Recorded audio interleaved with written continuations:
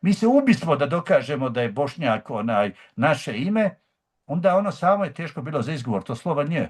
Ja ne znam da ima i jedna narod na svijetu, pa još uz š, Bošnjak. Stvarno je, da. Pa to je. Čak i ono, da kažem, Hrvatima je ono bliže. Znači, ja kada razgovaram sa Hrvatima, ono je bilo, jer u toj svijesti Ugarskoj ste vi bili. I znači, kad uzmete vaše, vi ste slušali, pa mislim da je 2000 porodica da ima prezime Bošnjak u Hrvatskoj. Da, i mislim da to prezime Bošnjak je samo kod Hrvata katolika, koliko je meni poznato. Ima ga, da vam kažem, ima ga i kod, recimo, Veljo Bošnjak, mislim da je bio pravoslavac, Vrhovnog suda Republike Bosne, onda, mislim, jedan iz Bijelog Polja mog da je imam Bošnjak, da je njemu prezime, ali to je rijetko. Kod katolika je zaista najčešće i onda sad mi uzimamo za tu argumentaciju jedno selo u Peču, ja znam 4 sela, ali to su sve katolice.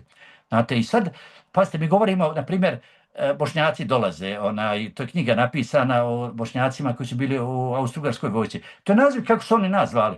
Znači da je Njemačka bila naša kolonija, oni ne bi bili Deutsch, oni bi bili Njemci. Oni bi bili kako ih mi zovemo. Znate, mi smo ponosni Bošnjaci koji smo ratovali u tuđinskoj vojsci, pod imenom kako su nas oni zvali. To su te finese koje jednostavno treba će neko vrijeme da se to rasplete, ali zaista to ime je inkluzivno, Bošnjak nije inkluzivno, to ime ima snagu ujedinjenja, to je ime, znači, koje može ujediniti nekad jedinstveni bosanski narod. Znači, samo ime Bošnjani je bilo autentično naše i Bosanac. Bosanac ima potencijalnu moć da ujedini, ova 3 imena nemaju.